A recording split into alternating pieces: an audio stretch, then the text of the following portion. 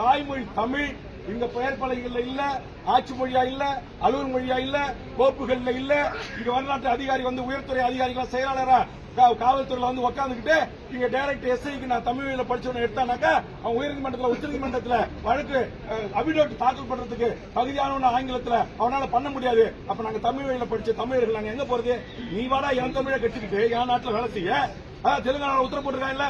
CBS ஸ்கூல்லயே நீங்க என்ன பண்ணி உத்தரவு நான் படிக்கிறேன் 27 இணையத்தில் தட்டி பாருங்க. அந்த உத்தரவை காட்டி நான் பேச போராடுறேன், பேச அனுமதி கேட்கிறேன், அனுமதி மறுத்து நான் தகராறு செய்கிறேன்னு சொல்றாங்க. நான் தகராறு செய்ய நோக்கம் இல்ல. என் தாய்மொழி தமிழுக்கு இழக்க ஏற்பட்டது 10.5%. அதே மாதிரி நான் சொன்னேன், உயர்நீதிமன்றத்தில் உச்சநீதிமன்றத்தில் எங்கேயும் தடை இல்ல. அதனால மாண்புமிகு முதலமைச்சர் சாதிவாரி கணக்கெடுப்பு நீங்க நடத்தலாம், எல்லா சாதிகளுக்கும் அவர்கள் எண்ணிக்கை ஏற்றவாறு இடஒதுக்கீடு வழங்குன்னு நான் சொல்றேன். இதை சொன்னா சேகர்பாபு எழுந்து கத்துறாரு.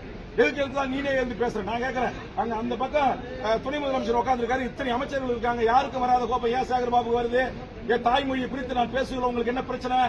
என்ன பிரச்சனை உங்களுக்கு சேகர்பாபு அவர்களே? என்ன பிரச்சனை? 10.5% சாதி ஒதுக்கீடு இடஒதுக்கீடு உச்சநீதிமன்றத்தில் தடையில்லைன்னு சொல்றது உங்களுக்கு என்ன பிரச்சனை? சாதிவாரி கணக்கெடுப்பு நடத்தி தமிழ் சாதிகளுக்கு அவர்களுக்கு எண்ணிக்கை ஏற்றவர்களுக்கு இடஒதுக்கீடு கொடுக்கின்றதுல உங்களுக்கு என்ன பிரச்சனை? என்ன பிரச்சனை? இங்கே மொழி வழி சிறுபான்மையாக இருக்கக்கூடிய எல்லா மக்களுக்குமாகத்தான் நான் சாதிவாரி கணக்கெடுப்பு நடத்துறேன். அப்ப என்னுடைய கோட்பாட்டை, என்னுடைய லட்சியத்தை, என்னுடைய கருத்தை, என்னுடைய பிரச்சனை, நான் எந்த பிரச்சனையை நான் பேச வருகிறேன் என்பதை புரிந்து கொள்ளாமலேயே மிக மோசமாக கூச்சலிடுவது. இந்த பக்கம் அதிமுக எம்எல்ஏ அவர் யார் ஒருத்தர் கோவிந்தசாமியா, அவரு முனுசாமி வேல்முருகன் பேச்ச நீக்கு, இந்த பக்கம் உதயகுமார் வேல்முருகன் பேச்ச அவைக்குறிப்பு நீக்கு. என்ன வேல்முருகன் சட்டத்துக்கு புறமா பேசிட்டான்? என் தாய்மொழி தமிழில் படிச்சவங்களுக்கு 10 ஆண்டு கால வேலை இல்ல, என் தமிழ்நாட்டை சேர்ந்த இளைஞர்களுக்கு வேலை தராம நீங்க அண்டை மாநிலத்தை சேர்ந்த இந்தியாவை சேர்ந்த எவரு வேணுமாலும் வந்து இங்க வேலைக்கு சேரலான்னு போட்ட உத்தரவை தோல் உரித்து காட்டின, அந்த அதை மாத்த செஞ்ச, அதுக்காக அவங்களுக்கு ஆத்திரம் தாங்க முடியல. நான் தான் சொல்றேன், கிருபாகரன் ஜஸ்டிஸ் புயந்தி பெஞ்ச் தீர்ப்பு இருக்கு நான் கொடுக்கிறேன். அதே மாதிரி சென்னையில வடநாட்டுக்கார 1200 பேர் பேராசிரியர் துறை ஐடி பாலிடெக்னிக் உள்ள வந்துட்டாங்க.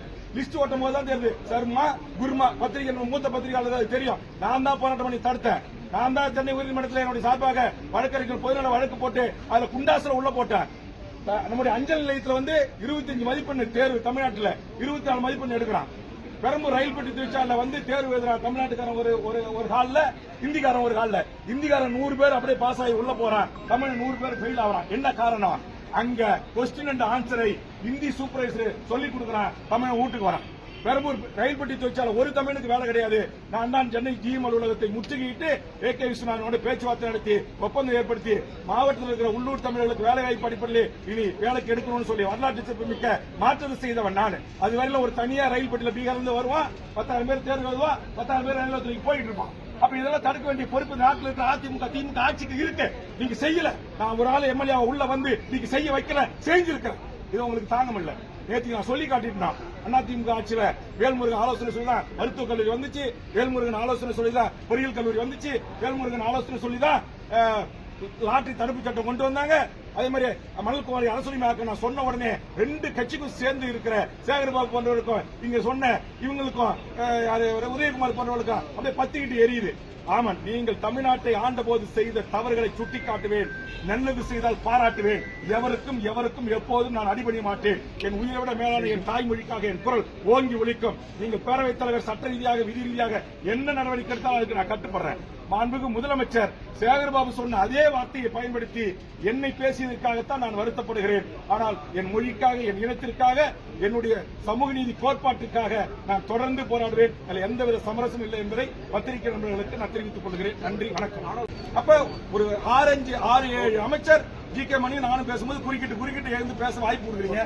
அப்ப நான் ஆதாரத்தை தானே சொல்றேன். கலைஞர் ஆட்சியில் போட்டு அரசாணையை நடைமுறைப்படுத்துங்க. உயர்நீதிமன்றத்தில் தடை இருக்கு, உச்சநீதிமன்றத்தில் தடை இருக்குன்றீங்க. தடையை நீக்கத்துக்கு நடவடிக்கை எடுங்கன்னு சொல்றேன். தரவுகள் இல்லாம ஒரு கூட்டணி கட்சி தலைவரையே சட்டப்பேரவைக்குள்ள வச்சு விமர்சனம் செய்யறது ஒரு காலத்தில் ஏற்றுக்கொள்ள முடியாது. நான் என் மொழிக்காக, என் இனத்துக்காக, என் தமிழ்நாட்டு மக்களின் வேலை வாய்ப்பு உரிமைகளுக்காக நான் போராடுவேன். அதற்காக எந்த தியாகத்தையும் செய்வதற்கு நான் தயாராக இருக்கிறேன். அதற்கு மட்டும்தான் பேசணுமா கூட்டணி கட்சி தலைவர்? அதை வந்து இப்ப யாரு என்ன எழுத்து சட்டமன்றத்தில் குரலிட்டாங்களோ அவர்கிட்ட கேளுங்க. அப்படி ஒரு நிலைமை தான் இருக்கா சட்டப்பேரவையில்? அதுதான் நீங்க சட்டப்பேரவையில் கேளுங்க. நான் தான் சொல்றேன், அதிமுக எதிர்க்கிறது, திமுக அமைச்சரும் சேகர்பாபு எதிர்க்கிறார். அப்ப இதுல என்ன அர்த்தம் எனக்கு புரியல. அப்ப தமிழர், தமிழ்நாடு, தமிழ் மொழி, தமிழ்நாட்டின் வேலை வாய்ப்பு உரிமை என்று நாங்கள் பேசக்கூடாது என்று நினைக்கிறார்களா என்ற கேள்விக்கு தமிழ்நாட்டு மக்கள் பதில் சொல்வார்கள். நான் என் மக்களுக்காக, என் மண்ணுக்காக, என் மொழிக்காக, என் நேரத்திற்காக சமரசமற்று போராடுவேன். அதற்காக எந்த தியாகத்தையும் செய்ய தயாராக இருக்கிறேன். நன்றி, வணக்கம். உன்னுடைய பேர் சுத்தமான பள்ளி பையன், சுத்தமான பள்ளி பையனா